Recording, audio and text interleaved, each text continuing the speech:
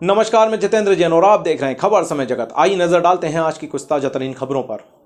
भोपाल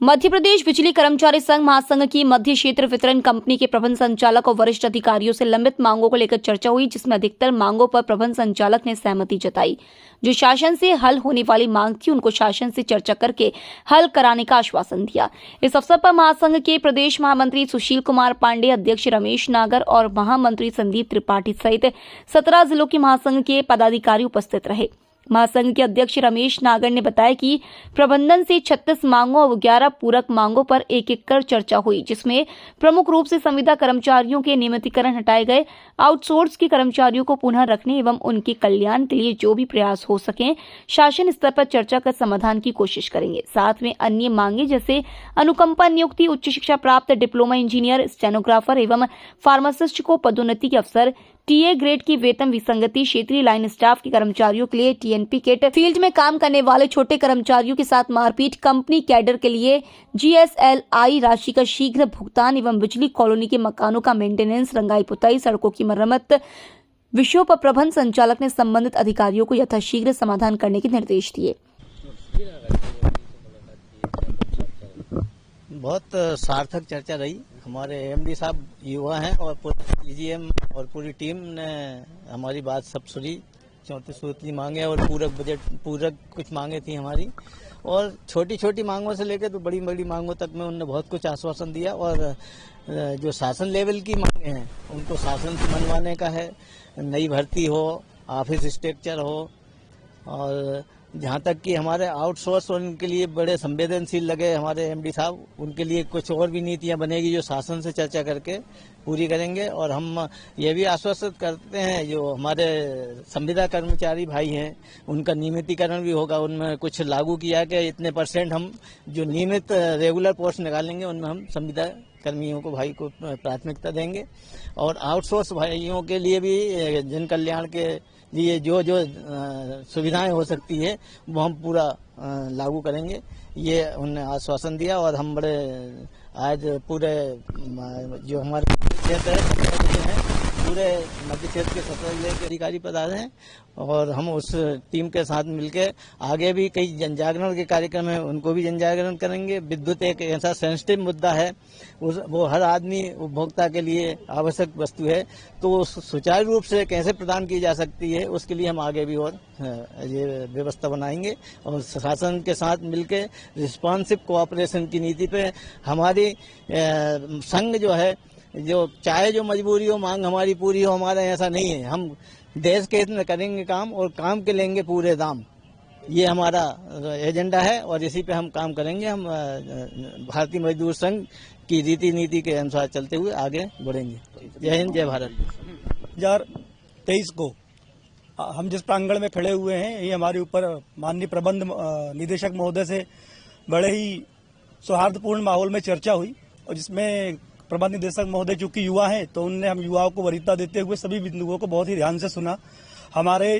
35-36 तो मुख्य बिंदु थे, उसमें हमने कुछ पूरक एजेंडा भी शामिल किया था जिसमें 17 बिंदु थे। प्रबंधक महोदय ने सभी चीजों को बड़े ही ध्यान से सुना, और मैं आपको बताना चाहूंगा इस मीडिया के माध्यम से कि हमने इसमें अपने एजेंडे में कनिष्ठ अभियंताओं का भी मांग रखी है, साथ में क्या कहते हैं हमारे टीए भाइयों की मांग रखी, स्टेनोग्राफर की मांग रखी, मानचित्रकार जो हमारे कर्मचारी हैं उनकी भी मांग रखी, और साथ में जो कतिपय संगठन है जो यह संदेश देना चाहते हैं मध्य प्रदेश को कि संविदा के सबसे बड़े संरक्षक वो हैं, उनके लिए भी हमने आज सबसे बड़ी मांग ये रखी कि उनको 4% डीए नियमित की भांति जैसे अन्य कंपनियों में दिया गया यहाँ पे भी दिया जाए, जिसपे माननीय प्रबंध संचालक महोदय ने तुरंत उस पर संज्ञान लिया और तुरंत उसके आदेश प्रसारित होने वाले हैं। साथ ही आउटसोर्स के लिए भी वो भी कतिपय संगठन द्वारा गुमराह और भ्रमित किए जा रहे हैं, उनके लिए भी हमारा संगठन लगातार कार्य कर रहा है। आने वाले दिनों में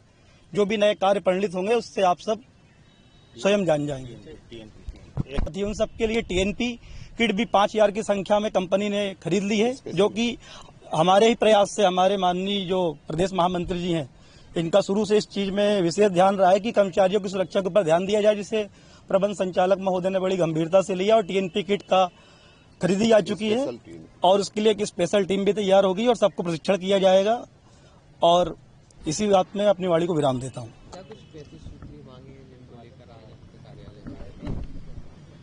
हमारा संगठन भारतीय मजदूर संघ देश और पूरे अंतर्राष्ट्रीय स्तर का सबसे बड़ा मजदूर संगठन है। उसी से संबद्ध बिजली कर्मचारी महासंघ हमारा संगठन है और आज हमारे एमडी साहब से बहुत सौहार्दपूर्ण वातावरण में अपनी 34 सूत्री मांगों पर चर्चा हुई और उसमें काफी मुद्दों के ऊपर सहमति बनी। ये एमडी साहब को बहुत बहुत मैं इस माध्यम से आप लोगों के माध्यम से बहुत बधाई देना चाहता हूं कि बहुत अच्छे हमारे एमडी साहब हैं और उन्होंने हमारी बातों को बहुत बेखूबी सुना और उसमें तत्काल उन्होंने बहुत सारे निर्णय लिए। और इसमें जो मुख्य हमारे बिंदु थे, जो आउटसोर्स कर्मचारियों को जिनको अभी हटा दिया गया है, उनके बारे में हम लोगों ने मांग की कि आप एक बार जो है उनको एक्सक्यूज कर दीजिए और उनको पुनः वापस बुला लीजिए और साथ में संविदा कर्मचारियों के जो रेगुलर से संबंधित और उनमें जो और भी अपन कुछ कर सकते हैं उनसे मांगे अपन उनके सामने रखी गई। साथ में जो हमारे नवयुवक टीए हैं उनसे संबंधित जो वेतन विसंगतियां थी, उन वेतन विसंगतियों में जिसमें जूनियर को ज्यादा मिल रहा है, सीनियर को कम मिल रहा है, ऐसी बातों के ऊपर बड़ा एमडी साहब ने बहुत